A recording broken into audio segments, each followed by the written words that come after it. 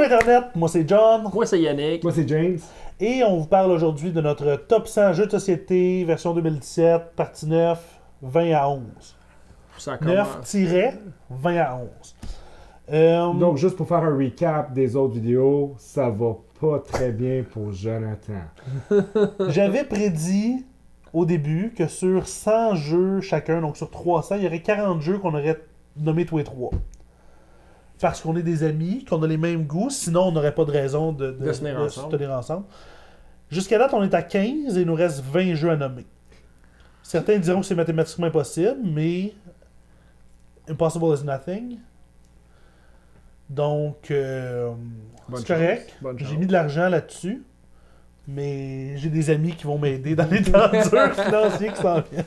Puis, tout le monde sait qui connaît John que si John ne réussit pas à atteindre ce qu'il pensait comme objectif, c'est pas que sa prise de décision était pourrie, mais c'était Yannick puis moi qui C'est ça, il va mettre ça sur notre faute, en bout de ligne. Oui, c'est ça. Mais aussi, tout le monde sait que, étant moi, si j'ai dit 40, parce que je m'attendais qu'il y en ait 12. Là.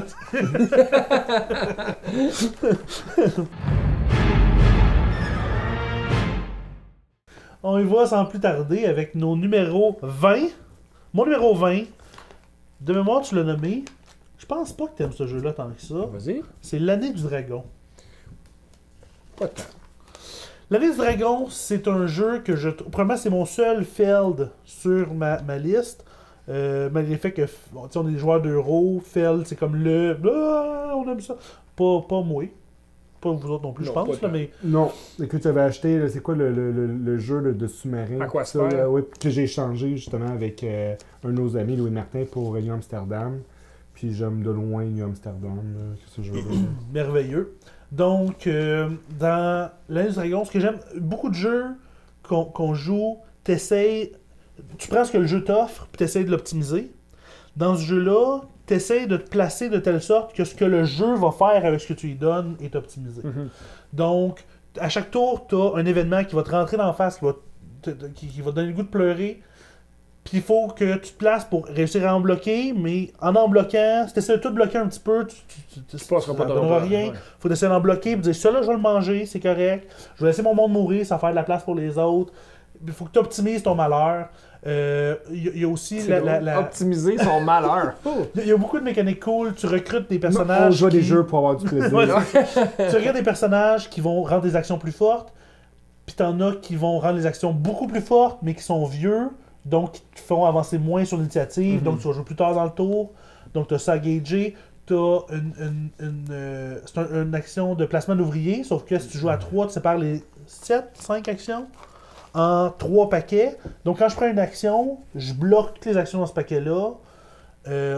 Donc à chaque tour, tu sais pas comment est-ce qu'ils vont se faire grouper. Si je me suis arrangé pour une action que les autres voulaient pas, puis ah mon dieu, ça te donne que celle que tout le monde veut, puis celle que moi je veux sont groupées ensemble. Ouais. Donc, ça Mais va. de là, l'initiative qui est Exactement. vraiment payante. à ce niveau-là. Exactement. Donc, c'est pour ça que ce jeu-là est mon numéro 20.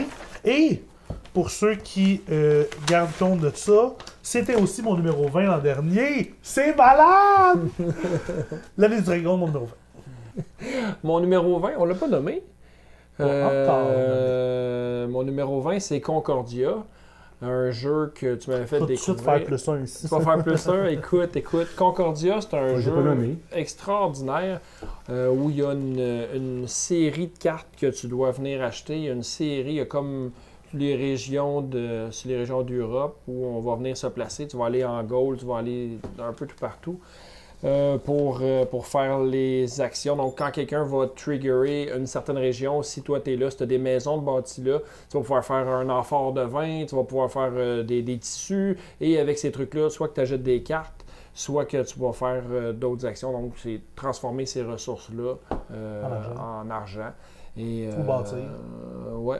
Puis, ce qui est le fun, c'est que tu te promènes, dans le fond, avec soit des bateaux ou soit des colons. de région en région pour aller bâtir des maisons un peu tout partout. Et il y a différentes lignes de stratégie, donc c'est le fun d'essayer de dire, bon ben regarde, moi je vais m'en aller dans une seule sorte ou à peu près, puis je vais être le premier à me bâtir là autant que possible pour que ça me coûte le moins cher possible. Et quand les autres vont déclencher des régions, ben ou ils vont déclencher une sorte, ou toi-même avec ta carte, tu te dis, bon ben toutes mes cartes métal, mes cartes métaux produisent, ben là, tout d'un coup, j'ai un paquet de ressources, mais tu as un nombre limité de spots sur ta carte ressources que tu peux remplir. Donc, des fois, tu vas te remplir, puis l'autre après va faire scorer ta région. Tu n'as juste plus de place pour prendre les ressources que tu aurais eu droit normalement. Donc, c'est un jeu que j'adore. Et puis, l'extension Salsa qui rajoute une nouvelle ressource qui est le sel, c'est écœurant. C'est vraiment super. Donc, tu parles que le jeu est très écœurant, puis tu le donnes juste quand même dans le. Écoute, à partir de la position 20 jusqu'en bas, tant qu'à moi, c'est tout. Même à partir de comme 40. C'est ça, j'allais dire à partir de 30, mais même à partir de 40. Mais à partir de 30, c'est n'importe quand, à tous les jours, si tu me dis tu veux te jouer à ça, certain. Ouais, tu sais, je l'ai dit à Yannick l'autre fois, tu sais, on fixe beaucoup les gamers sur les top 10, mais je te dirais, entre, mettons, mon numéro 6 puis mon numéro 7, le gap est plus gros, puis après ça, entre 7 puis genre 35, ça pourrait tout changer là-dedans n'importe quand, là. C'est un petit peu arbitraire de dire... pourquoi j'ai mis là, séparer par 10, non? Donc, mon numéro 20, Concordia. Écoute, moi, j'ai passé plusieurs années à travailler dans des grandes entreprises et à subir la dysfonction de ces entreprises-là. Donc, de pouvoir jouer à un jeu qui prend un regard satirique sur ça m'apporte énormément de plaisir. Donc, Power Struggle. Power Struggle. Donc, mon numéro 20, c'est Power Struggle. Écoute, c'est un autre jeu que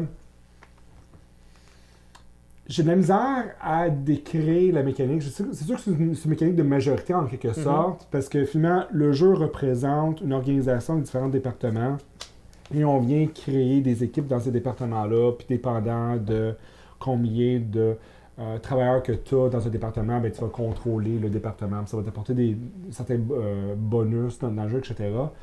Mais le sentiment que j'ai quand je joue, c'est pas un jeu de majorité. Puis l'autre chose, c'est qu'il y a des aspects d'influence, puis de jeux politiques dans le jeu qui sont juste... Le côté corruption. C'est tellement drôle. Le concept thématiquement que la corruption, c'est une bonne chose. Oui, c'est ça. c'est vraiment un satire de...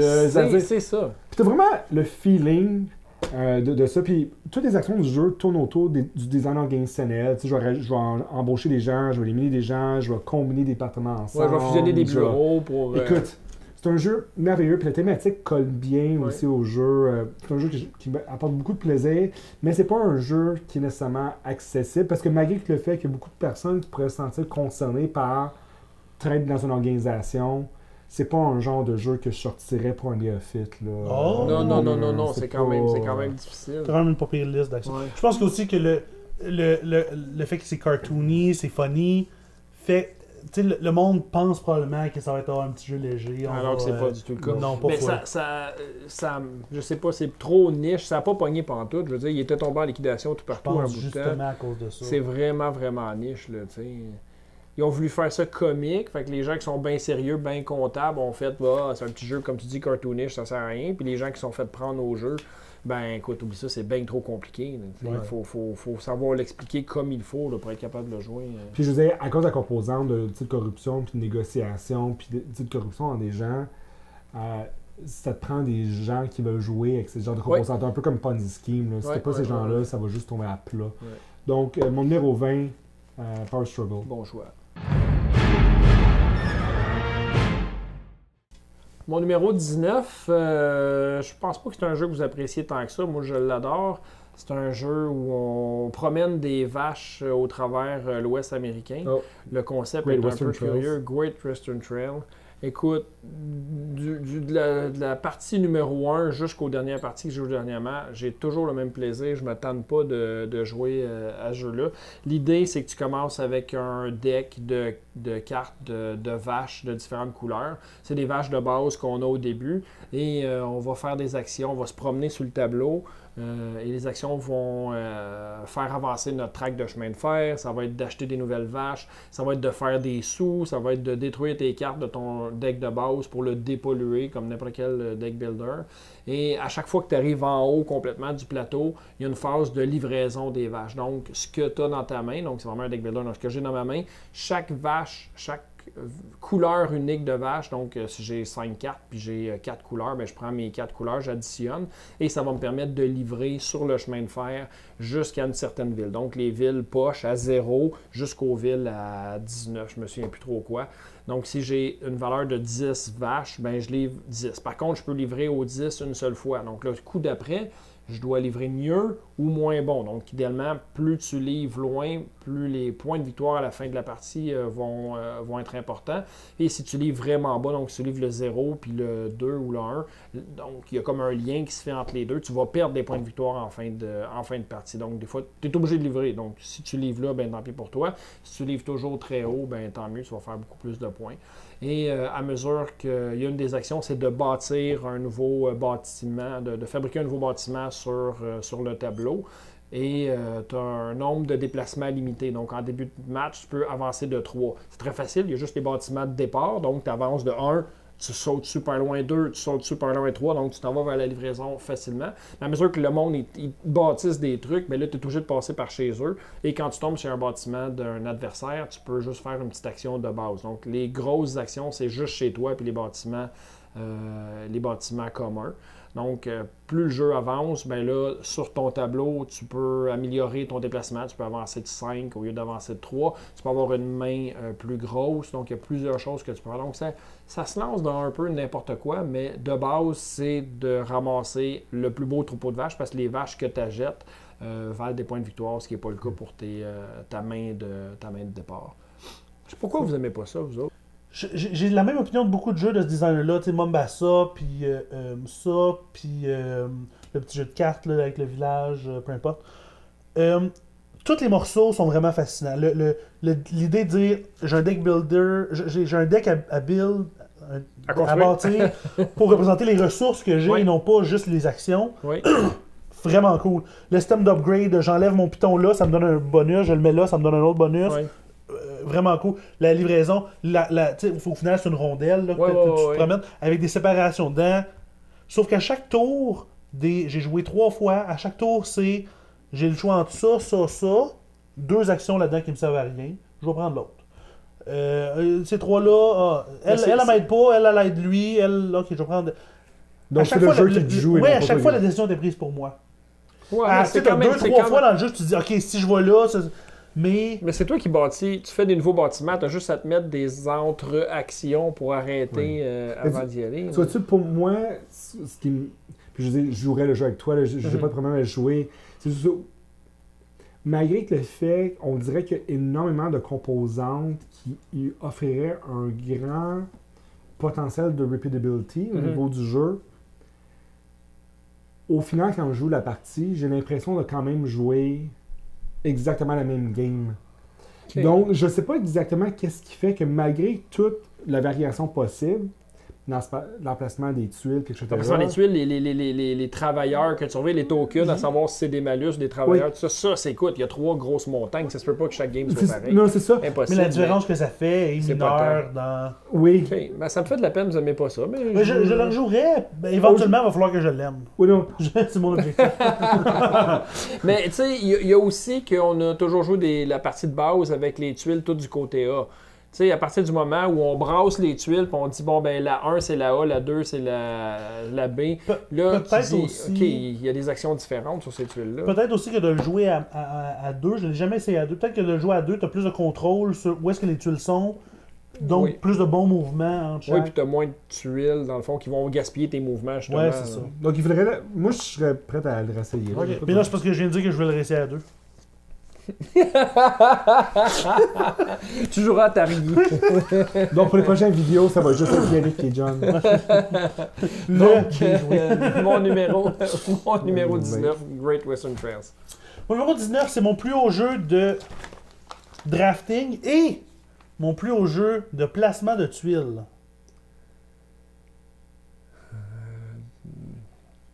Personne? T'as une minute. Tu Je cherches? sais pas il est où, hein? C'est Ginkgopolis. Ah ouais. Tu nous demandes souvent de jouer à ça. Oui, tout le temps. Personne ne veut jamais. Vous m'aimez pas. Donc, dans Ginkgopolis, tu draftes les cartes. Les cartes peuvent être soit des nouveaux... Donc, tu as une ville. Les cartes peuvent être soit des terrains autour pour faire grandir la ville ou des bâtiments qui sont déjà dedans pour bâtir par-dessus pour les remplacer. Quand tu remplaces un bâtiment, la carte du bâtiment qui est en dessous, donc que tu remplaces, vient devant toi, puis elle te donne soit un bonus passif de chaque fois que tu fais X, Telle tu gagnes Y, ou bien un bonus de scoring à la fin de la partie. Tu gagnes tant de points pour chaque bâtiment bleu que tu as, whatever. Donc ça, déjà là, je trouve ça vraiment cool. Avec Zango, c'est la même chose. Ce phénomène-là de bâtir ton engine, merveilleux. Le bout que je trouve vraiment cool, c'est que tu as 3 couleurs de bâtiments. À la fin, tu vas prendre tous les bâtiments dans la même couleur qui se touchent et tu as un système de majorité là-dedans. Puis l'affaire qui blows my mind, c'est que tu peux mettre un bâtiment par-dessus un autre d'une autre couleur et donc séparer un quartier en deux. Donc un quartier où tu n'avais pas la majorité, tu le sépares en 2 quartiers où est-ce que maintenant tu as la majorité dans les 2. Tu sais, tu peux faire des choses comme ça. Très chien, mais qui sont... Je veux dire, tu peux pas avoir un plus gros pic d'adrénaline que de couper une affaire qui donnait un gros avantage à quelqu'un d'autre et tout donnait rien en 2 affaires que tu gagnes. Ouais, j'avoue. Écoute, il faudrait... Je pense que c'est un jeu qu'on l'a pas beaucoup joué, puis il faudrait... C'est un jeu qui, à cause de ça, si tu le joues à... Il joue jusqu'à 5. Si tu joues à 4-5, tu peux avoir, tu sais, sur un tour, comme 3 affaires qui coupent. Puis là, ça devient super chaotique, il faut que tu apprennes à vivre avec ça. Ouais. Ou tu le joues à 2-3, puis là, tu as beaucoup plus de contrôle. Puis là, c'est plus... Tu sais, une fois de temps en temps, ça coupe, tu le vois venir. Ok. Puis, tu sais, il faut que tu t'arranges pour empêcher ça en faisant des bâtiments, des quartiers qui se coupent pas. Tu m'as redonné un petit peu le goût de jouer. Yes! Donc, c'est mon numéro 19, Ginkgopolis. Ginkgo, en tout cas, ça. Ouais. Mon numéro 19, moi, c'est mon top jeu de Auction. C'est probablement un des jeux les plus laids que j'ai jamais joué. T'as déjà nommé Medici. Écoute, c'est plus laid qu'Acquire, c'est pas plus de laid que 3. C'est juste laid. Puis vieux, mais maudit que ça donne un bon fixe. C'est Goa. C'est pas si laid que ça. Je sais pas quelle version que tu as chez vous, mais c'est quand même pas si... C'est fonctionnel. Moi, je l'avais prévu dans ton top 10.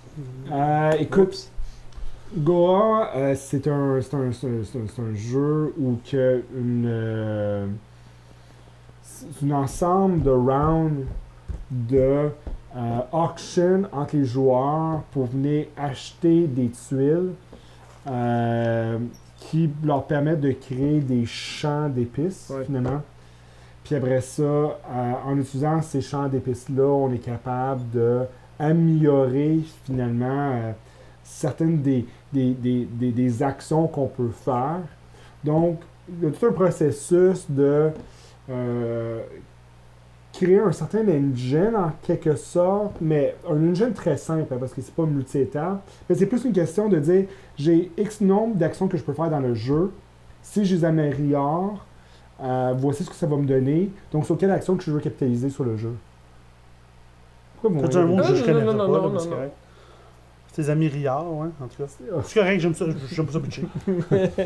Donc, écoute, puis c'est un jeu où que l'amélioration de tes actions, en quelque sorte, c'est une grande partie de tes points vers la fin. Oui. C'est géométrique, je pense, ou exponentiel, je me souviens plus. Pyramidal. Donc, écoute... triangulaire, dis-je. Puis... Pyramidal. tu gagnes des points, il faut que tu les donnes aux autres. Là, c'est un jeu que quand tu obtiens une action supplémentaire, t'es comme... Yes! Ouais, c'est ça. Okay, parce que t'as tant d'actions dans le game, puis c'est tout. Là, t'essaies de prendre d'optimiser. un lead, là... par rapport Ouais. aux autres. Là. Donc écoute, c'est un jeu que j'aime toujours jouer, qui est tough, mais que il J'aime ça, mais pas, Tu l'as- pas tant que il est Numéro pas défaut, 19. ta liste? Je pense pas. Numéro 19, Goya. Mon numéro 18, qui est mon top jeu de contrôle de région, c'est Godfather, le parrain. Mhm. Écoute, c'est un jeu qui est sorti cette année, ben, en fait l'année passée, Ouais.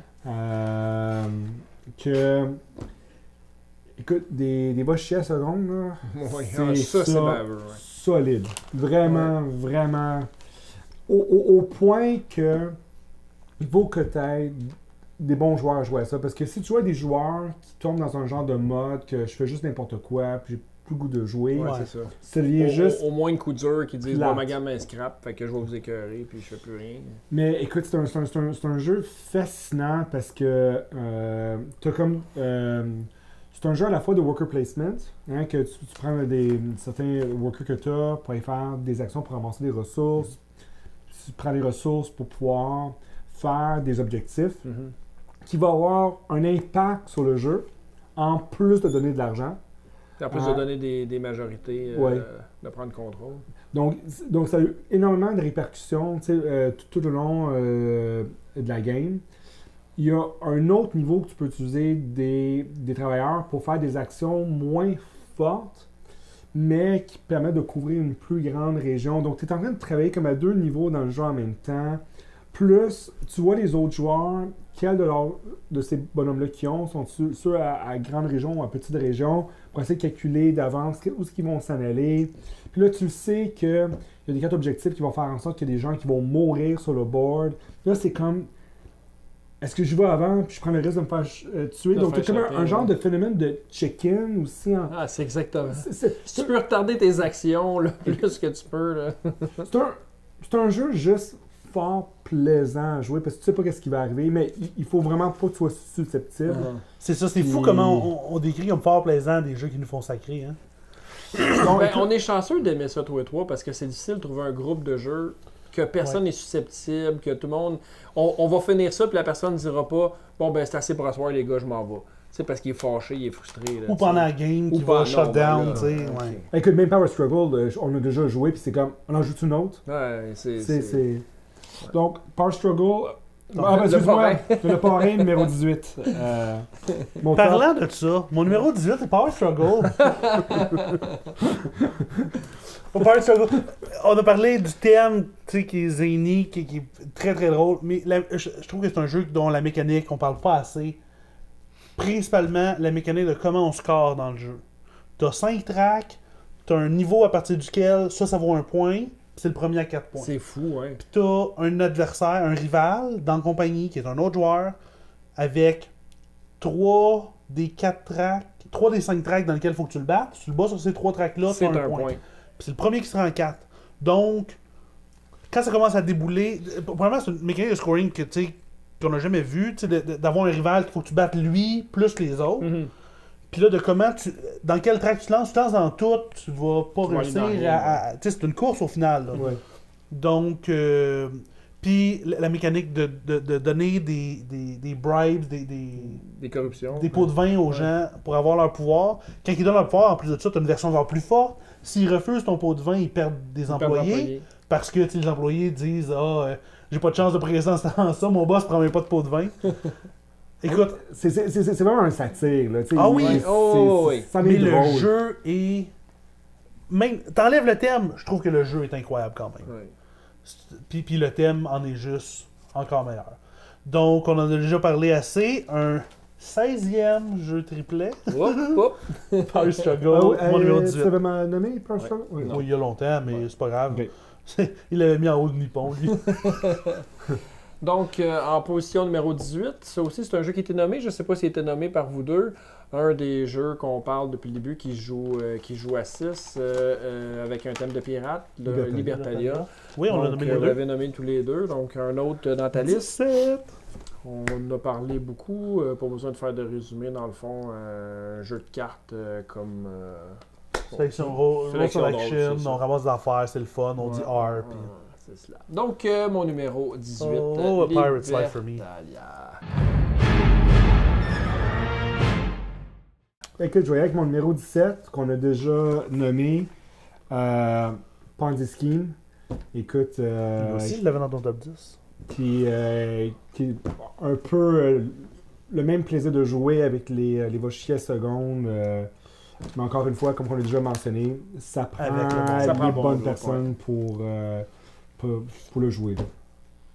Je pense à ça, ces genres de jeux, s'il y a un nouveau venu dans ton groupe de jeux que tu n'aimes pas, c'est la meilleure façon pour le faire déguerpir. Tu joues à ça, tu joues au parrain, tu joues... ou le faire déguerpir. Ou s'il reste, tu dis... Peut-être qu'il y a quelque chose. Finalement, il y a quelque chose. Ah, t'es fin. C'est un beau test d'initiation. Ouais. Donc, c'est le test de, tu sais, quand ta fille ramène un nouveau chum à la maison, tu sais, lui, on va l'essayer. Niveau de sa peine. Donc, mon numéro 17, Ponzi Scheme. Bon choix. Très bon choix. Mon numéro 17, c'est un jeu, écoute, on tombe dans le plus léger, malheureusement, mais c'est un... Trop pour des jeux légers. Non, c'est un jeu qui est tellement beau, on en avait déjà parlé. La bataille? Non, Sagrada. C'est haut, ça! C'est haut. J'adore ce jeu-là, j'adore, tu sais, tu dis que je suis un peu sucker pour le beau matériel. Ouais. Je veux dire, c'est écœurant, là. Tu places des dés, tu fais un vitrail. Tu joues à ce jeu-là, puis tu as vraiment l'impression quand tu termines, tu te dis, bon, ben, regarde, j'ai réalisé un vitrail, écoute, j'ai réussi à toutes les placer. Premièrement, c'est quasiment un exploit de réussir à toutes les placer. Puis là, en plus, tu regardes ça, tu te dis, ben, c'est exactement le patron que je voulais faire. C'est les objectifs. Fait que moi, je m'arrange toujours pour, au début, prendre les cartes difficiles à faire. Celles qui ont un 5, mettons, un 5 petites rondelles dans le bas, pour dire, bon, ben, regarde, je me donne un défi, là, j'aurai pas le choix. Puis de naviguer au travers ce que tu vas avoir le droit de prendre, de souhaiter que le seul des verres qui reste, personne ne le prenne. Écoute, ça me fait triper. Puis le fait que c'est pas très long non plus pour un jeu aussi le fun, fait que ça se retrouve en 17e position. Puis les games pour moi. Avec les objectifs différents, avec les outils différents. Oui, il y a toujours quelque chose. Puis moi, j'ai aucun problème à utiliser les outils. Dans même les premiers, regarde, je paye puis c'est tout. Puis le premier qui l'utilise, de toute façon, ça coûte juste une grosse pierre. Après ça, c'est 2. J'aurais pu croire qu'il aurait mis ça plus difficile que ça. Tu sais, donner un plus gros paquet de pierres, mais que ça soit 1, après ça 2, après ça 3. Puis demander, tu dis, regarde, on l'utilise plus cet outil-là, c'est plus possible. Mais le fait que ça reste 2 tout le long de la partie, tu dis, regarde, ça sera toujours disponible pour moi. Puis je vais pouvoir me sortir du pétrin. Là. Donc, mon numéro 17, si vous êtes capable de le trouver, c'est excellent, Sagrada. Et mon numéro 17 est le 19e triplé. Oui. On approche, ouais. Vous me croyez pas, mais c'est un jeu que James a décrit comme un jeu d'horreur. L'auberge sanglante. Et qu'on a récemment joué dans une auberge. Dans un endroit qui se prêtait drôlement au où il y avait des harpons puis des arcs d'accroche au mur. Des animaux morts. Des animaux empaillés, oui. Donc c'est l'auberge sanglante, qui était aussi mon numéro 17 l'an passé. Oh my god! T'es constant. Donc, l'auberge sanglante. Donc, c'est un jeu comme je disais pour Race for the Galaxy, il y a 2 listes. Tu utilises tes cartes pour payer pour d'autres cartes, sauf avec la twist que tes cartes ont chacune une spécialité. Si tu fais l'action de leur spécialité, ils reviennent dans ta main. Puis là, il faut que tu gères combien de cartes j'ai dans ma main. À chaque 2 actions, il faut que tu les payes, 1 pièce par carte. Là, il faut que tu réussisses à balancer. La plupart des choses que tu veux faire ont 2 étapes. Donc, j'engage la personne pour bâtir un bâtiment ou je tue la personne pour l'enterrer pour l'argent. Puis à chaque tour, tu as 2 actions. Sauf qu'éventuellement, tu n'auras pas le choix. Il va falloir que tu engages des paysans. Il va falloir que tu ailles changer ton argent. Donc, ça vient tout briser ton beat. Ouais. Qui fait qu'il faut toujours que tu t'adaptes. Tu ne peux pas juste avoir un engine que tu roules sans y penser pour la deuxième moitié de la game. Ouais. Puis tu sais, ce qui est difficile, si tu n'as pas été assez changé tes chèques, vers la fin, mettons que tu étais à 38 ou 36 sur 40, puis là, tu as une carte bonus qui te fait gagner un paquet d'argent, mais tu topes à 40 de toute façon. Fait que là, tu dis, ma carte bonus que je pensais que vaudrait tant, vaut rien finalement. Elle vaut à peu près rien. Ouais. C'est un jeu que je trouve vraiment cool, avec un thème un petit peu weird. Tu sais, ça aurait pu être juste, tu vas chercher des gâteaux. Écoute, ça s'appelle l'auberge sanglante. Il faudrait bien qu'il se passe quelque chose de sanglant. Mais c'est super économique comme jeu. Là. Tu gères tes ressources humaines, puis tu fais des affaires qui donnent de l'argent, tu fais des contrats. Mais c'est drôle. Ah, c'est incroyable. Puis je pense que je l'ai dit quand James en a parlé, mais j'ai joué à ça récemment avec quelqu'un qui a refusé de finir la game à cause du thème. Ouais. C'était mon numéro 17, l'auberge sanglante, avec une expansion qui sort d'une minute à l'autre que j'ai très hâte d'essayer. Yeah.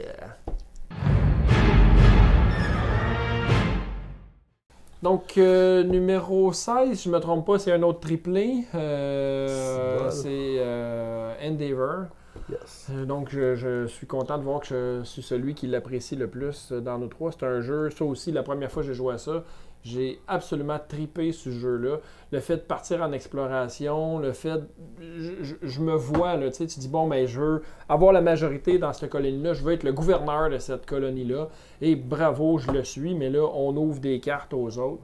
Le fait de choisir, si tu le mets du côté sur ton board de gouverneur qui va te faire perdre finalement à la fin de la partie 2 points si tu as utilisé cet endroit-là, 3 points. Le fait de l'esclavage, à savoir, bon, mais cette partie-là, j'accepte ou j'accepte pas d'embarquer dans l'esclavage. Écoute, c'est écœurant. Ça me donne un feeling, ce jeu-là, à chaque fois qu'on joue. Malheureusement, un autre jeu qui est out of print, là, qui est pas Ils font un disponible. Kickstarter là pour la deuxième édition. Pas vrai? Ouais. Écoute. Là. Probablement que par le temps que la vidéo va sortir, ça va être ça fini va un être petit déjà peu. fini. Mais ouais, Mais, c'est une compagnie canadienne qui fait le Qui va Kickstarter. reprendre ça. Ouais. C'est quand même pas un jeu qui est si simple que ça non plus. Parce que C'est- toute la gestion c'est- des différentes tracks pour Oui, parce scorer, que si là, tu essaies qui dépend d'avancer du un jeu. petit Ouais. peu chaque track, tu iras nulle part. Il faut que tu dises, bon, mais j'avance la track pour la population, pour avoir beaucoup de population. Après ça, on s'occupera d'autres choses. Puis le fait aussi qu'il y a des canons pour aller détruire les autres, tu les laisses se placer, puis après ça, paf, t'es fait péter. Ça te coûte très cher, mais si tu as augmenté ta track de population, tu t'en fous de toute façon. Tes gens, tu n'avais pas assez d'action pour les utiliser.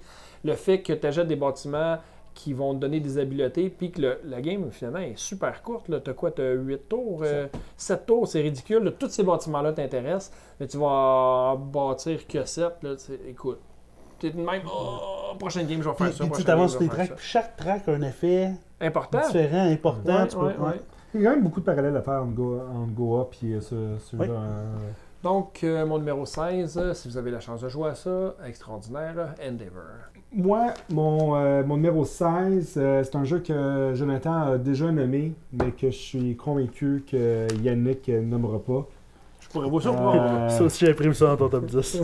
Puis tu vois, justement, il barre un jeu qui n'est pas celui-là. Pour vrai? Écoute, écoute, c'est un jeu que j'aime à 2, 3, 4 joueurs. Ça se joue très très bien, mais c'est un jeu qui est abstrait, qui n'est pas vraiment accessible, malgré que le fait que quand tu regardes le jeu, ça a l'air un peu niaiseux. C'est Keyflower. Ah, C'est un jeu que j'ai toujours du plaisir à jouer. C'est un jeu de worker Effectivement, placement. c'est pas Sumarius. T'as joué quoi, une fois? Oui, Euh, mais c'est lettre. Hein. C'est à la fois laid et beau parce que c'est un jeu qui... Écoute, moi j'aime les aspects de saison qui est dans le jeu, Ouais. mais on s'entend que c'est pas comme Amikoji.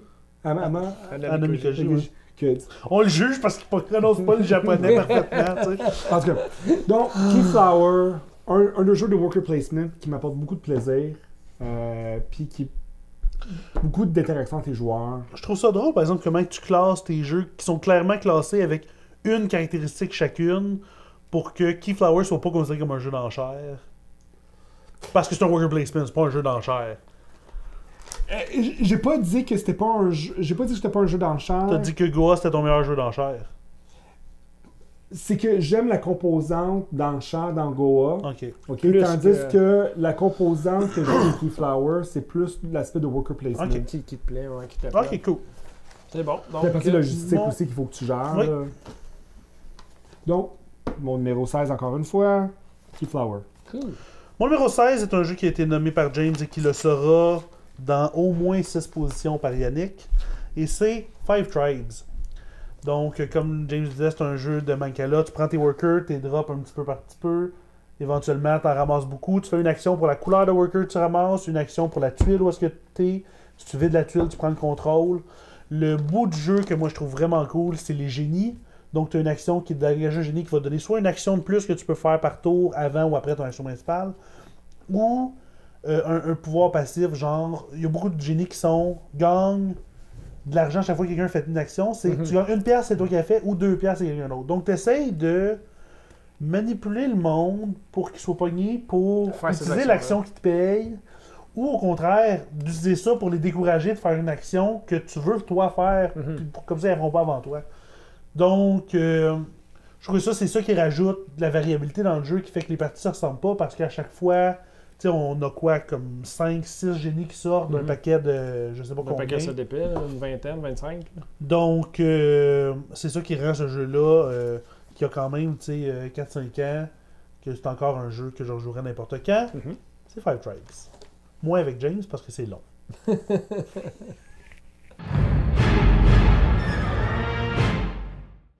Mon numéro 15 était mon numéro 1 l'année passée. Ah! Je m'en souviens plus. Je m'excuse, James. C'était Romstica. Ah! Tu m'as dit Liquid Paper sur ton tatou? Terra Mystica, c'est le premier jeu. Il a déjà été numéro 1. L'année passée, c'était numéro 1. Power Grid a toujours été numéro 1. Ok. Hop, là, j'ai plus de micro.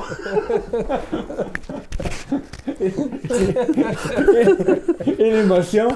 Ah oui, c'est parce que Power Grid il est comme 0. Ouais. Qui c'est qui a dit que Power Grid allait être mon numéro 1? C'est même pas sur ma liste. C'est même pas un jeu, c'est une religion. L'année passée, quand j'ai fait ma liste, je venais de recommencer à jouer à Terra Mystica en ligne. Et on venait juste de jouer une game de Power Grid sur la map d'Australie qui était décevante. Donc, j'ai mis Terra Mystica comme numéro 1. Maintenant, Terra Mystica est redescendu parce que même si c'est le premier jeu, le premier gros jeu, on s'entend Terra Mystica, c'est un gros jeu, Ouais. malgré ceux qui disent le contraire et qui font de la peine à James. Non. C'est le premier gros jeu, donc je suis encore très fier de mon tatou. Mais j'ai joué 300 games en ligne. Quand je joue avec du monde qui n'ont pas joué 300 games online, online, en oui. ligne. Une après l'autre, 6 mois sans arrêt. Il est dans le Guinness. Il est blond en temps normal, ils sont juste bien sales, ses cheveux. Donc j'ai joué 300 games online à peu près. Jouer contre du monde qui n'ont pas joué 300 games. Puis surtout que le learning curve de Terra Mystica est énorme. C'est rendu... Plate. C'est plate parce que il y a comme... Je joue avec James aussi a joué beaucoup, on peut se challenger, mais j'ai pas vraiment le goût de jouer avec du monde qui n'ont pas joué. Pour 100 vraiment, games, vraiment t'sais. les humilier. C'est là. ça. Là, ça, c'est le cas de le Fait que dire. tu sais, montrer le jeu à quelqu'un, ça je trouve ça cool parce que tu peux vraiment le voir, découvrir le jeu, puis là, ben, je m'en fous bien du nombre de points que je fais. Ouais. Puis le learning curve est tel que à ma première game, j'ai fait 70 points, puis j'ai gagné la game, puis j'ai dit oh my god, j'ai l'impression d'avoir dominé tout le monde. Puis maintenant, si je fais pas 150 points dans une game, T'es pas fier j'ai de scrappé toi. ma game, là, Ouais. tu sais. Fait que c'est un jeu qui a... Si tu veux mettre le temps dedans, ça vaut la peine. Puis j'ai trouvé ça vraiment cool de vraiment me voir développer des stratégies, une compréhension du jeu. Ça a été vraiment le fun. Mais j'ai fini de développer ça. Fait que là, le trip du jeu est un petit peu parti. Malgré tout, c'est un jeu qui reste un peu mon amour de jeunesse, là. Ouais. Donc, c'est mon numéro 15, Terra Mystica, que je pense que James va nommer un petit peu plus haut. Moi, mon numéro 15, il a été nommé aussi. Un jeu où on produit de l'énergie. Energy Empire. Energy Empire. Donc, j'adore le côté des dés. Moi, les jeux où on doit utiliser de l'énergie et on peut choisir soit l'énergie verte ou des énergies vraiment polluantes, comme dans Power Grid. Dans Energy Empire, c'est ça, tu peux prendre un dé bleu, tu peux prendre un dé vert, ou tu peux prendre des foutus dés nucléaires qui vont produire énormément d'énergie, mais où les risques de polluer, puis de polluer gravement, sont pas mal plus grands. Moi, je suis toujours du style d'aller avec les énergies vertes, autant dans ma vie que dans les jeux, puis normalement, ça me réussit quand même assez bien. Le côté aussi d'activer tes cartes, je trouve ça un jeu écœurant. C'est vraiment beaucoup plus... Moi, je joue plus jamais à Manhattan Project, là, le normal. On s'excuse, James! Ouais. Mais moi, il était plus bas dans ma liste, là, maintenant. Ouais, c'est correct. Donc, mon numéro 15, Manhattan Project, Energy Empire. Mon numéro 15, c'est un jeu qui sera pas un triplet. Parce que c'est un jeu que Jonathan déteste fondamentalement parce que Jonathan ne voit pas en 3D puis il n'est pas capable de planifier temporellement dans le temps. C'est pas le 3D. Attends, Tolkien. Tolkien. Oh! Écoute, Tolkien, c'est un jeu que j'ai énormément de plaisir à jouer parce que à cause de la mécanique d'avoir des gears. Ouais, des gears sur lesquels tu mets tes travailleurs. Ouais. Puis les gears tournent dans le temps qui rendent des actions disponibles à tes travailleurs. Mais à ton tour, tu as le choix de faire deux choses. Tu mets un travailleur ou tu enlèves des travailleurs. Donc, ça arrive des fois que tu aurais aimé avoir un travailleur faire une certaine action, mais il n'a pas réussi à passer assez de tours pour se rendre. Donc, écoute, c'est... Puis là, tu as quelqu'un qui décide de faire quelque chose, qui prend l'action que tu voulais. Achète le bâtiment. Écoute, c'est un jeu que j'ai eu beaucoup de frustration aussi, qu'il y a beaucoup d'interactions entre les joueurs. Ouais. C'est un jeu que j'ai beaucoup de plaisir. C'est un autre twist sur le worker placement qui est rafraîchissant. Donc, je suis sûr que t'aimes pas ça. On aurait du fun à jouer à ça. Moi, ça, puis Trajan, que je pense pas que vous avez joué, ça n'a pas rapport à voir en 3D, mais je pourrais de visualiser ça. Que d'entendre tout le monde, j'ai l'impression, est capable. C'est le skill de base pour être capable de jouer à ça. Ouais. Là, j'arrive, si je suis un tour short, j'ai mal calculé ça, je me sens comme un enfant de 2 ans. T'es pas fier de toi quand tu non, écoute. Donc, mon numéro 15, Tolkien. C'est beaucoup de vocher par seconde, mais ils sont dirigés envers moi, fait que c'est pas. Tout auto vite.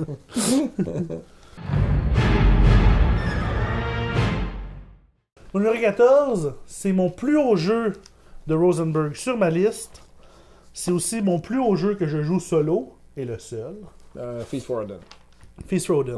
Feast for Odin, donc on parlait de Patchwork, c'est un autre jeu avec les tuiles en Tetris, mais mélangé avec un jeu de worker placement, un aspect comme économique.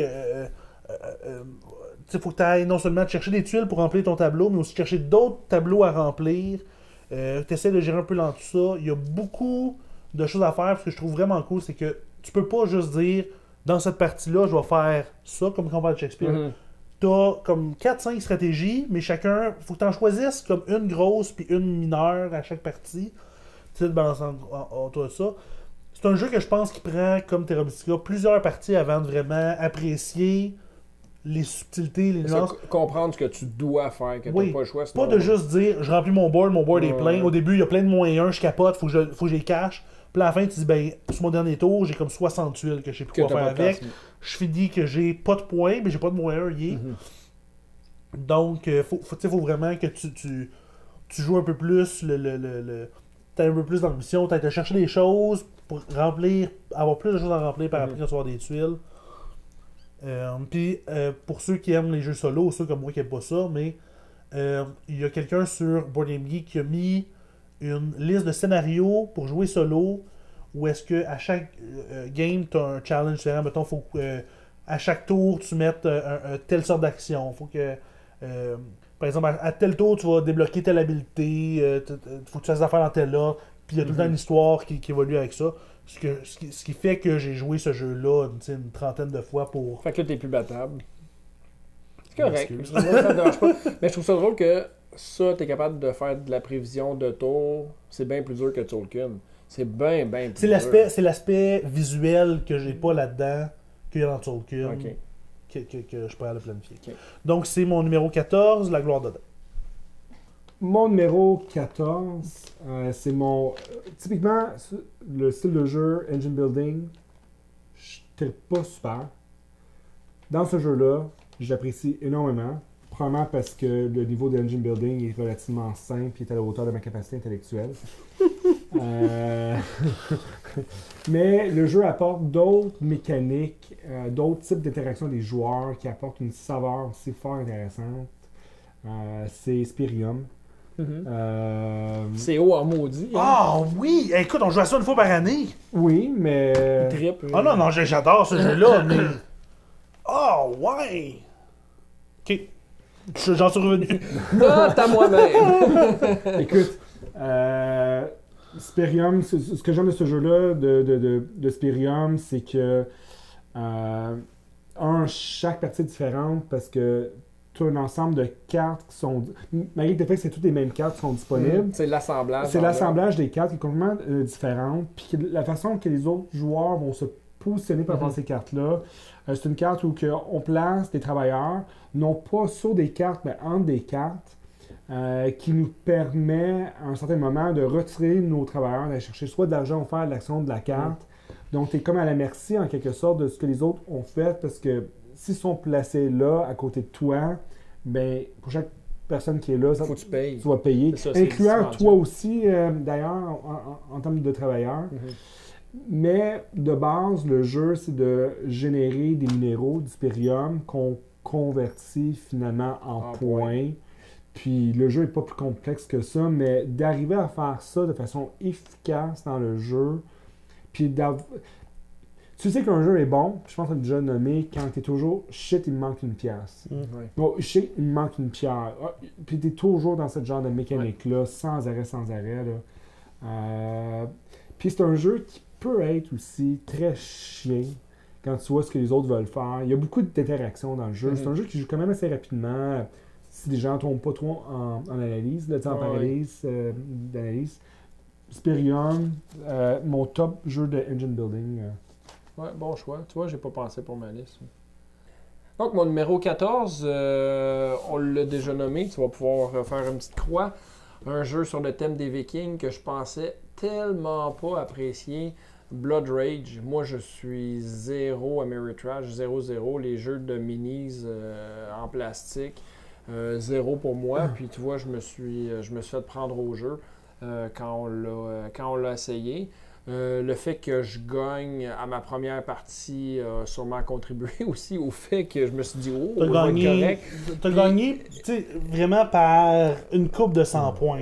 Mais c'est pas vraiment Ameritrash. Non, mais ça s'annonce comme tel. Je veux dire, c'est fait Un par joueur une Ameritrash compagnie. va voir l'Ameritrash, un joueur Euro va voir l'Euro. Mais c'est clairement, pour moi, c'est un jeu Euro déguisé en Ameritrash. Ouais. Ça m'écoeure qu'ils mettent des minis là-dedans puis qu'on paie pour les minis puis qu'on paye pour le moule. Beau, Mais c'est beau. Je veux dire, éventuellement, tu vas finir de peinturer. Ouais, c'est ça. Si on trouve du temps, on peut les peinturer. Ça fait un beau hobby, un beau projet en même temps.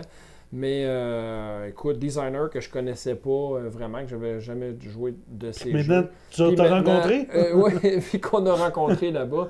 Un chic type d'ailleurs. Mais bon, comme on a dit, c'est un jeu de guerre, un jeu où on doit prendre territoire. Moi, c'est drôle parce que je pas beaucoup perdu de partie à date, puis je prends toujours la même stratégie, puis il me laisse faire, donc c'est de prendre la stratégie de Loki, de faire exprès de mourir, pour envoyer mes gens, mes guerriers, mes soldats au Valhalla, pour faire un paquet de points. Donc je m'arrange pour tout matcher mes cartes de dieu qui font honneur à Loki. J'imagine qu'à un moment donné, ils vont essayer de me bloquer, mais ils n'ont pas à date réussi. Faudrait que j'essaie d'autres stratégies, mais sinon, non, c'est un jeu vraiment extraordinaire. Mon numéro 14, Blood Rage. Que j'avais prévu dans ton top 10, j'étais pas loin quand même. T'étais quand même pas loin, t'étais à 4 d'avoir eu raison. Donc, mon numéro 13, je suis quasiment certain qu'il n'y a aucun de vous deux qui va l'avoir sur sa liste, parce que vous n'êtes pas capable d'apprécier des vrais jeux de qualité. Vas-y, nomme. Personnellement, ceux qui mettent des jeux comme Nippon si bas sur leur liste. Écoute, Arkwright, c'est en quelque sorte, c'est un regard plus sur tout un ensemble d'industries qu'on doit gérer. Hein, donc, si Power Struggle est un record dans une entreprise, on zoom out un peu. Donc, Arkwright, on doit en tant qu'entrepreneur gérer nos investissements dans la production de différents types de biens. Puis dans la façon qu'on améliore cette production-là pour ultimement livrer des produits puis faire des points. Ça se passe à quelle époque au juste? Similaire à Brass, je dirais. Ouais, début de l'ère industrielle. Okay. J'ai jamais joué à ça. Quand j'ai des robots, right? Fait que c'est pas des robots, mais t'automatises des machines ouais. Okay. Pour remplacer des workers. Mais c'est très art, ouais, c'est ça, industriel, là, si tu veux. Tournant c'est un jeu qui est très économique, mais ça qui est très intellectuel, très calculatoire. Okay. Au point qu'il faut, en quelque sorte, que tu te détaches un peu de ça, puis que tu aies une certaine impression intuitive de combien les affaires valent. Tu vas au fil, parce que sinon, ça finit plus, là. Ça, je suis d'accord avec toi. Par contre, si tu y vas au feeling, puis moi je calcule tout, je vais te sacrer une volée. Oui, mais c'est la majorité des gens sont capables de calculer tout. Il n'y en a pas beaucoup, là.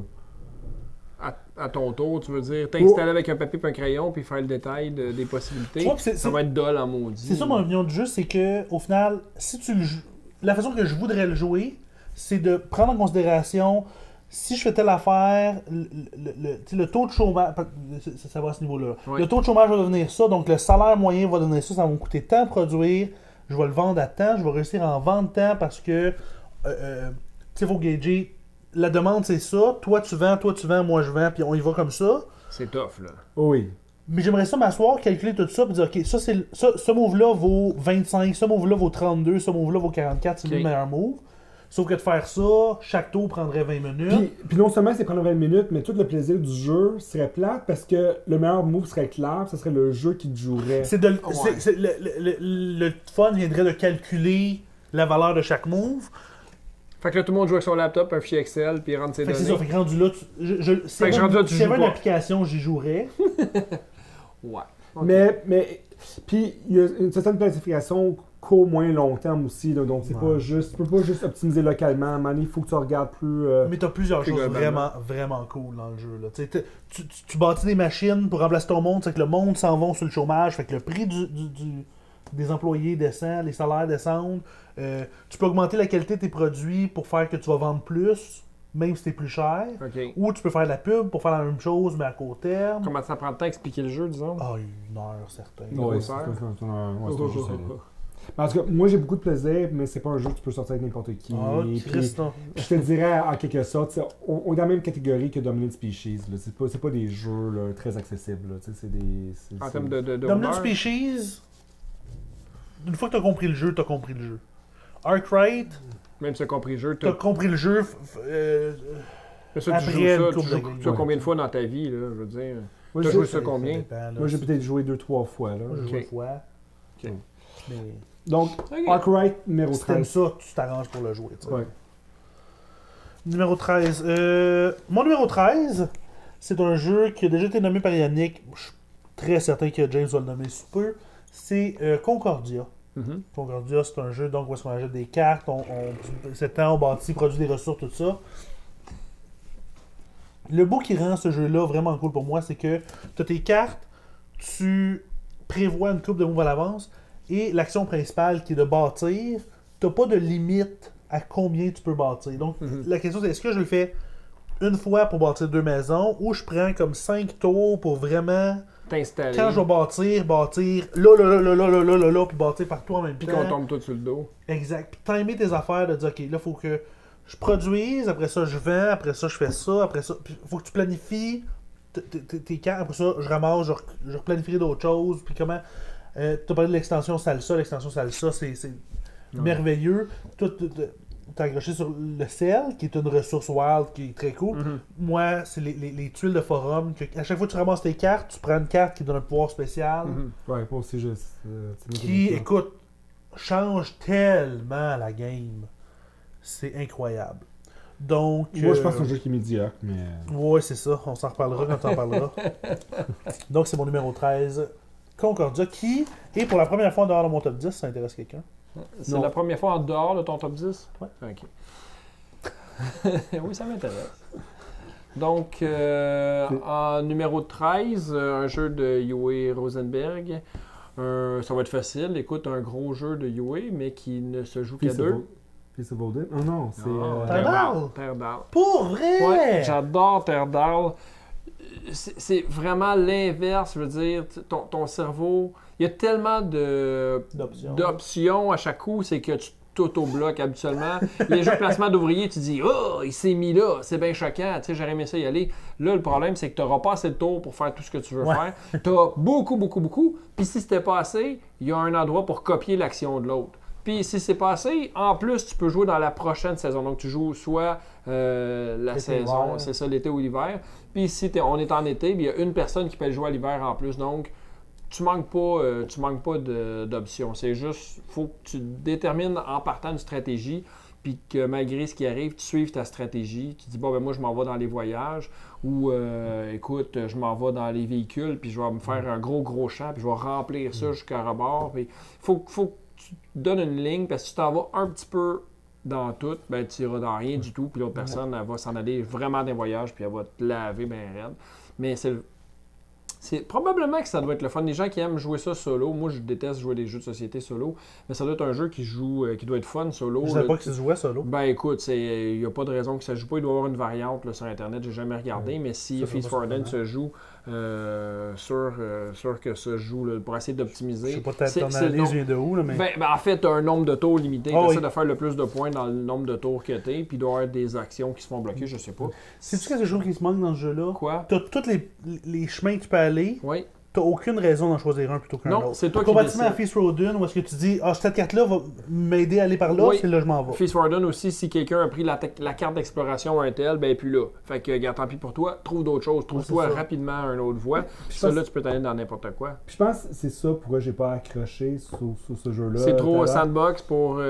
C'est que j'ai l'impression comme il y a plus d'intentionnalité. Non, ben, il faut que tu te la mettes. C'est sûr que si tu joues pour jouer et que tu te laisses voguer, mais à partir que ça fait 2-3 parties que tu joues puis que tu as cette impression-là, tu dis non, regarde, aujourd'hui, j'essaie quelque chose de le fun. Je vais Ouais. essayer de. Ouais, faudrait que je Je vais l'essaye. essayer de ouais, remplir ouais. pas mes métiers, mais comment ils appellent ça, là, les trucs. Voyages? Les voyages, oui, mais tu sais, pour, mettons, mettre les pièges à poissons au bout, mettre tous les trucs Ok, jusqu'au ouais. bout, les établis. Tu dis, bon, ben, je m'en vais là-dedans parce que Oh, les établis. le dernier spot dans chaque bidule vaut vraiment beaucoup de points. Fait que si tu dis, bon, mais moi, je vais optimiser plus de ce côté-là, je vais laisser tomber les voyages. Ou il y a des bâtiments à acheter qui valent quand même beaucoup de points, mais qui coûtent énormément de bouffe. Tu dis, gars, je vais me faire des fourneaux qui vont me remplir ma bouffe, puis je vais gaspiller ma bouffe pour. Parce que c'est toujours ça, ces jeux, lui, hein. Faire des ressources pour les modifier en quelque chose, pour ultimement les modifier en point de victoire. Moi, non, c'est un jeu, je capote ce jeu-là. Là. De toute évidence. Oui, de toute évidence. Pas assez pour être dans mon top 10, mais quand même. Donc, numéro 13. J'aurais vraiment pas guessé. Terre d'Arve. Mon numéro 12, c'est un jeu qu'on a joué pour la première fois il y a très peu de temps. Et que malgré ça, je suis sûr qu'à 12, c'est probablement moi qui l'a le plus bas. Et c'est Clans of Caledonia. Non, c'est pas toi qui l'a le plus bas. Je te crée pas.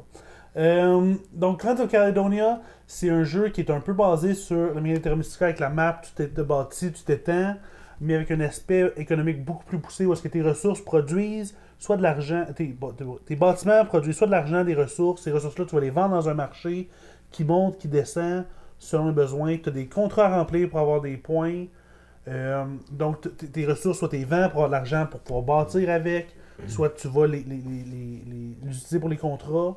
Tu as des façons de te positionner à côté de quelqu'un pour acheter des ressources à rabais, pour après ça, soit les revendre.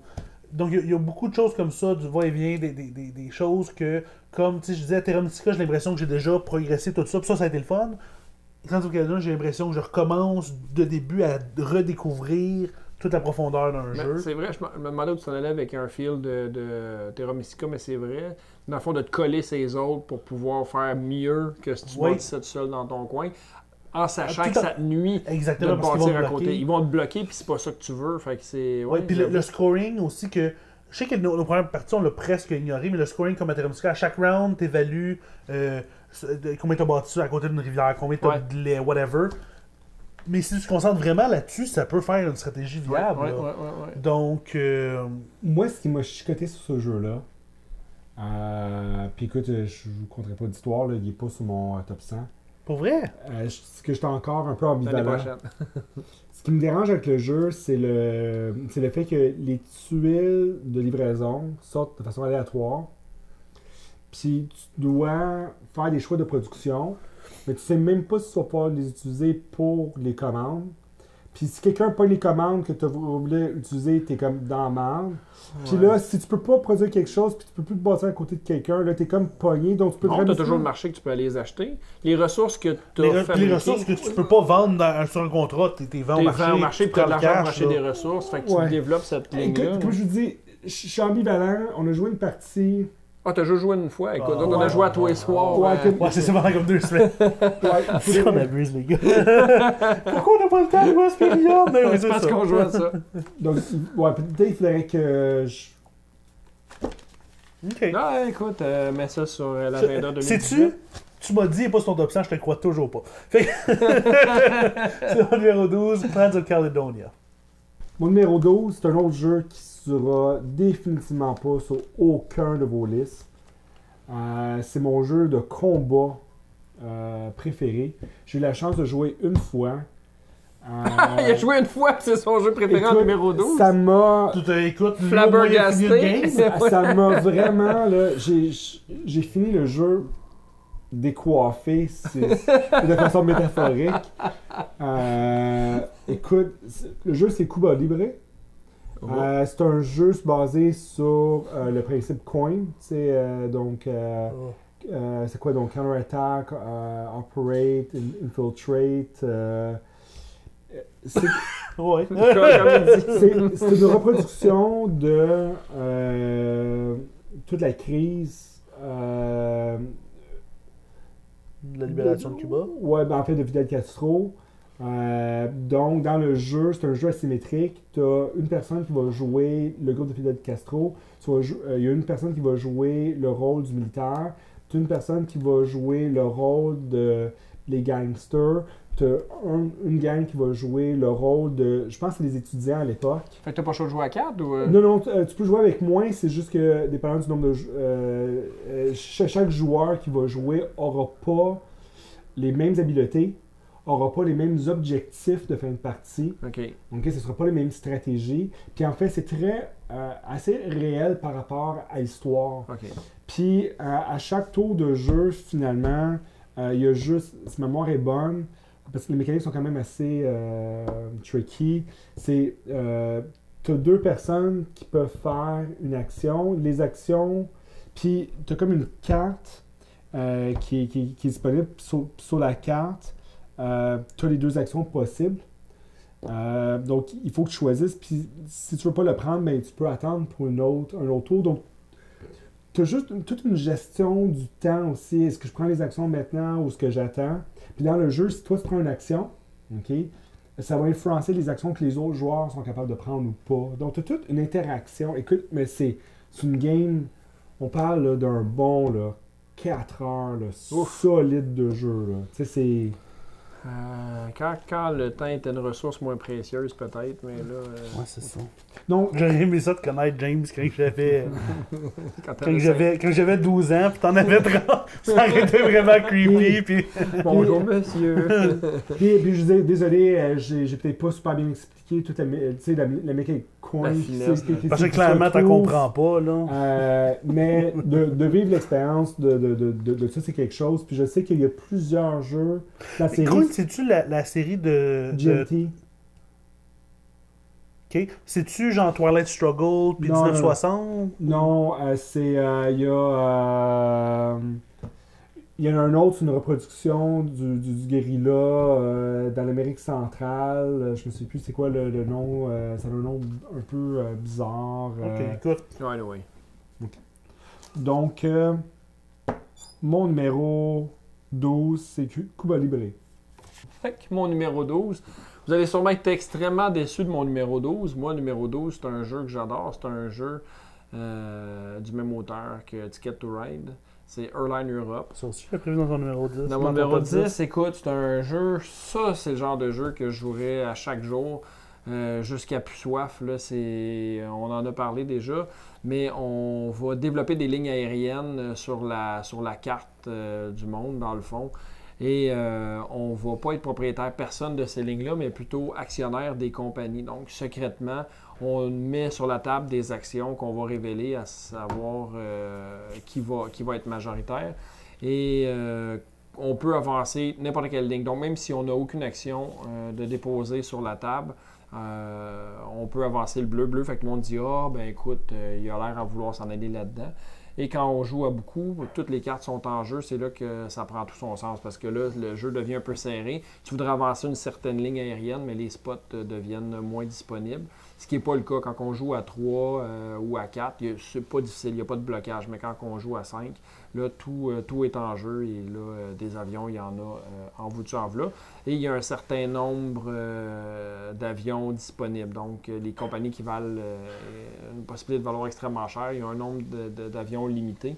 Fait que faut, si on est deux, qu'on sait qu'on veut s'en aller là-dedans, ou qu'on s'imagine qu'on s'en est là-dedans, on prend les meilleurs spots. Donc, entre deux villes, il y a toujours un spot pas cher, moyen, un peu plus cher. Et quand on le prend, on est toujours obligé de prendre le plus petit. Donc, on essaie de prendre des routes plus dispendieuses parce que ce que tu dépenses, c'est exactement la valeur de plus que l'action va valoir jusqu'à un certain point comme des points de rupture. Chaque action vaut 2. Après ça, 8 plus loin, chaque action vaut 3. On essaie de l'envoyer le plus loin possible. Et le côté tension, là, qu'on vire des cartes, puis là, une première évaluation, une deuxième évaluation, tu sais que dans les 10, 11 dernières cartes, il va en avoir une. Donc, ça peut être la 11e carte du paquet, pas tard, comme ça peut arriver la dernière carte. Donc, on a étiré le jeu jusqu'à la dernière seconde, la tension qui s'installe à chaque fois. Je capote vraiment à chaque fois ce jeu-là. Pas un jeu que vous appréciez tant que ça, vous autres, mais c'est pas grave. Je connais d'autres gens qui ont plus de goût, donc ça me dérange pas plus qu'il faut. Écoute, moi, c'est pas un jeu que je déteste, c'est un jeu que j'apprécie jouer. C'est un jeu que je trouve qui est très intéressant pour initier les gens à la mécanique, tu sais, de la valeur des actions. De la valeur des actions. Puis, tu sais, de collectionner des cartes, tu sais. C'est juste que je trouve que c'est un jeu qui est quand même léger. Puis il y a d'autres jeux avec le même style de mécanique que j'apprécie plus parce que c'est plus... Dawnquire. Ouais, mais celui-là, il est, en même temps qu'il est beau, en même temps qu'il est simple à expliquer. Écoute, les gens qui sont pas habitués justement à jouer à des jeux d'action, tu leur dis un jeu d'action économique tout simplement, sec, tu fais ouais, mais là, on a un thème qui colle bien. Là. Tu dis, on est des investisseurs, puis là, en plus, moi, on peut avoir facilement l'extension des présidents. Fait que tu sais que toi, tu es le président de la ligne jaune, puis si jamais quelqu'un te dépassait, tu te dis fuck you, tu revires le carton, tu te dis moi, c'est moi qui est le président. Fait que là, t'es dans ta face, puis finalement, c'est toi qui ramasses la majorité des points. Non, mais écoute, mais oui, c'est léger, mais la tension qui s'installe, que ce soit une tension dans un jeu léger ou pas, cette tension-là de ne pas savoir quand est-ce que la game va finir, qui est juste sur le bord, tu dis je la revire-tu, oh, phew, mais non, on va peut-être avoir un autre tour, puis on va être correct, ou tu te le fais slapper, puis bon, ben t'as pas eu le temps de déposer tes actions, ben t'as pas de points pour ça, tu sais. Non, c'est quand même un bon. Donc, numéro 12, Airline Europe. Ouais. Mon numéro 11, c'est un jeu qui a déjà été nommé par James, toi je sais plus, oui. Donc je suis donc le troisième à le nommer, 22. Et c'est Energy Empire. Moi je refuse même de dire que c'est Manhattan Project Energy Empire parce que c'est tellement supérieur que tu sais, arrête d'essayer de booster l'autre en arrière là. Mais le fait, tu places tes workers, tes reculs, puis contrairement à Manhattan Project, vu que les grosses actions sont sur le board, quand je les enlève, ça donne la place d'y aller. Donc, de timer tout ça, de timer quelle carte tu peux vouloir activer, parce que tu réussiras, si c'est pas long, tu réussiras pas à activer toutes tes cartes. Les achievements qui donnent des façons de scorer différentes pour chaque partie, puis c'est quand même une grosse façon de scorer, donc t'as pas le choix de penser à ça. Oui, mais tu peux pas tout tabler là-dessus. C'est ça qui est le fun, tu as un maximum de points par achievement. Par quelqu'un pourrait dire, bon, j'en prends juste 2 puis je vais faire juste ça. Mais si tu prends pas d'achievement, rapidement, tu te ramasses à dire, je sais plus comment faire des points. C'est ça. Ça t'aligne un peu. Puis la gestion de la pollution est quelque chose qu'on n'avait pas vraiment vu avant, avec les veines qui sortent, qui disent, ce tour-là, on évalue ça, puis là, si tu le vois d'avance, comment je fais pour enlever ça là, tu pollueras pas ton ciel ou tu pollueras pas ta mer. Très très cool jeu, avec beaucoup de bonnes choses. Je pense qu'on en a assez parlé. C'est Manhattan Project Energy Empire numéro 11. Très bon choix. Écoute, Oui, dans un autre registre complètement différent de Cuba Libre, Uno. Avec une thématique juste out of nowhere, Spirit of the Rice Field Paddy. Écoute, c'est un jeu que j'ai découvert avec vous autres cette année, puis j'ai fait comme... Wow! C'est tellement surprenant comme jeu. Là, puis ça passait en dessous du radar là, à 100 000 à l'heure, ce jeu-là, ça n'a pas pogné. Écoute, c'est un jeu où que chacun gère finalement une rizière. Puis toute la mécanique du jeu, c'est de pouvoir gérer dans le temps le fait de inonder des espaces et de planter puis de récolter, mais il faut que tu plantes avant que tu inondes, puis après ça, il faut que tu enlèves l'eau pour pouvoir récolter, mais là, il y a potentiellement des pestes qui vont s'installer, puis là, il faut que tu mettes des barrières, puis il y a toute une mécanique à la fois spatiale, temporelle, Les actions sont triviales, en quelque sorte. Hein, c'est mettre une clôture, c'est d'inonder. Mais de bien gérer ça, C'est vrai que c'est cœur. Hein? c'est vraiment... c'est une simplicité quand tu vois le jeu. Puis je serais capable de l'expliquer à quelqu'un de façon très simplement.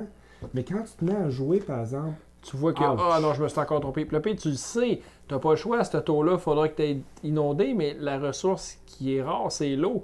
Si tu n'es pas le premier joueur, l'eau, ça s'en va pas chez vous, ça s'en va chez l'autre, puis c'est ce qui déborde des autres qui s'en va chez vous. Donc, toute une gestion autour de la une table. gestion de l'eau pas croyable. Non, écoute. Moi, c'est beau où est-ce que je décroche, c'est que faut que tu planifies absolument ton eau. Si ton eau arrive pas, il se passe pas rien. Tes affaires pourrissent, t'as rien. Si tu le planifies mal, tu te fais détruire. Tu ne peux pas le planifier parce que ce que l'autre fait, tu te dis, OK, il a besoin de tant d'eau, il va m'en rester tant. Ah, il a changé ça. Fuck. Mais en fait, tu es obligé de mitiger en quelque sorte. Et écoute, c'est un jeu qui pardonne pas. C'est vraiment... écoute, moi, dans les jeux, il y a des gens qui diraient light ou medium. Écoute, numéro 11, Spirit of the Rice Field. Spirit of the Rice Paddy. Spirit of the Rice Field Paddy. Il n'y a pas de field. Field? On va y arriver. Moi, écoute, je vais y aller. Mon jeu numéro 11, il a été nommé, ça, je pense que ça fait longtemps, je vois vraiment l'aimer plus que vous, c'est Ticket to Ride. Ticket to Ride, écoute, tu peux pas avoir ce jeu-là chez vous. Je veux dire, ça fait pas sérieux si tu joues à des jeux de société et tu l'as pas.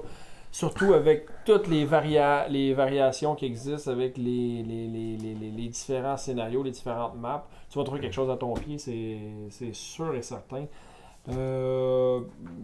J'aurais de la misère à vous dire lequel que je préfère. C'est sûr que les deux jeux de base sont excellents, que ce soit Europe, qui est un peu plus permissif grâce au Gare, ou que ce soit l'autre qui est vraiment de base.